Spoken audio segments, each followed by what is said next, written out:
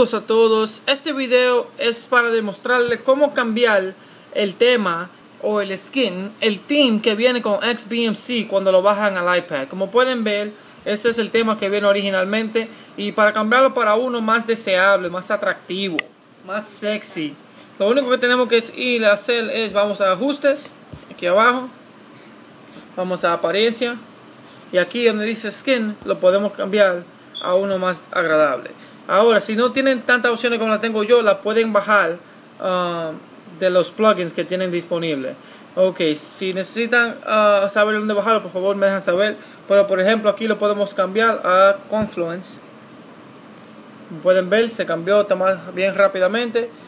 Y ya ven, es igual como el que tenemos en la PC o en el Apple TV. Si lo queremos cambiar de nuevo, volvemos a sistemas, apariencia, y vamos al que yo uso más favorito para mí, es este de Slick, bien atractivo. Como pueden ver, así es como cambiamos el tema, el skin, el theme en XBMC en el iPad.